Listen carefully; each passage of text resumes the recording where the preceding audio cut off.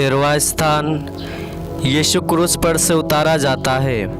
हम तेरी आराधना करते हैं, हे कृष्ण, और तुझे धन्य कहते हैं।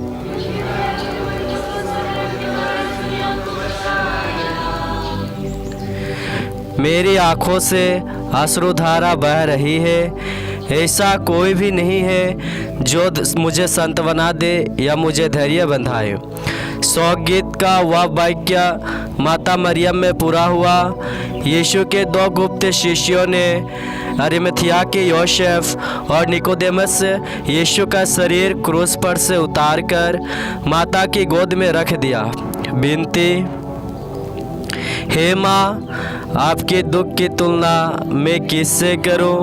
मेरे पापों के कारण ही आपको इतना दुख सहना पड़ा। मुझे यह वरदान दीजिए कि मैं आपका योग्य पुत्र बनूं। हे हमारे पिता जो स्वर्ग में है, तेरा नाम पवित्र माना जावे, तेरा राज्य आवे, तेरी इच्छा जैसे स्वर्ग में है वैसे इस पृथ्वी पर भी पूरी हो।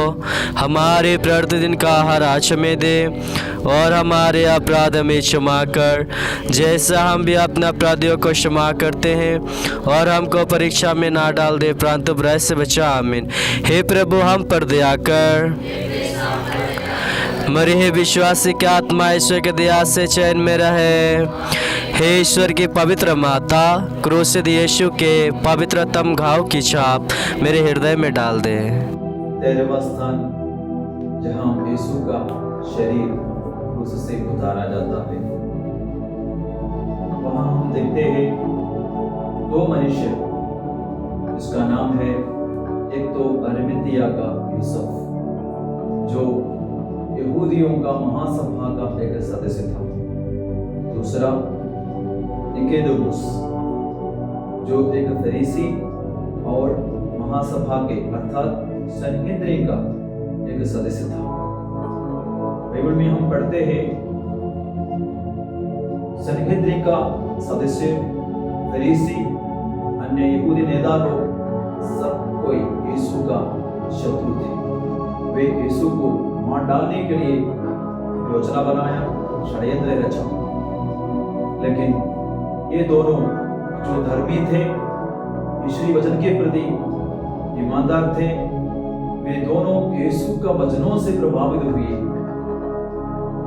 देखना, वे दोनों यीशु के करीब रहते थे, इसलिए वे दोनों शिष्य निकोदेमुस रात में आकर यीशु से मुलाकात किया करता था, यीशु से बातचीत करते थे, क्योंकि यीशु का वचन उनके मन को परिवर्तित कर दिया। वे करीब नहीं थे, वे दूर के शिष्य थे। केवल वे दोनों यीशु का शरीर को उतारने में मरियम के साथ सहयोग दिया। बाकी 12 शिष्यगण जो यीशु के करीब रहते थे, यीशु के साथ चलते थे, खाते थे, पीते थे, यीशु का चमत्कार बहुत कुछ देखे, लेकिन यीशु का क्रूस मरण के समय में वे करीब नहीं रहे। लेकिन इन दोनों अपने जीवन के प्रत्येक क्षण में, विशेषकर यीशु के मृत्यु के समय में, यीशु का मृत शरीर को क्रूस से उतारने में सहयोग दिया।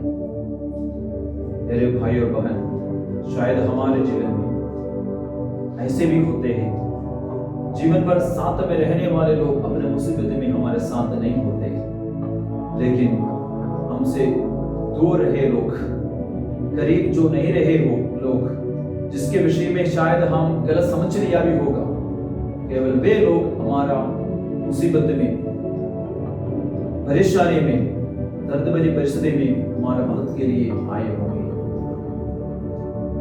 हाँ, इसलिए हम अपने जीवन में किसी को हम छोटा ना समझें, गलत ना समझें। हमारा जीवन के खुशियों के पल में हमारा साथ देने वाले केवल हमारा दोस्त मत समझिए। ऐसे लोगों को हम ज्यादा आदर करें, सम्मान करें, प्यार करें, उनको हम अपने जगह मन में जगह दें, जो हमारा मुसीबत में हमारा साथ देता है। ये यूसुफ के समान, ये निकोदेमुस के समान लोग हमारे करीब आते हैं अपने जटिल कठिन परिस्थितियों में, मुसीबत में। ऐसे लोगों को हम कभी अपने मन से दूर न रखे, बल्कि हमेशा अपने मन में उसको जगह दे, उसको आदर करें, उसको प्यार करें, उनको हम गलत ना समझें। ऐसा एक संदेश आज का ये 13वें स्थान में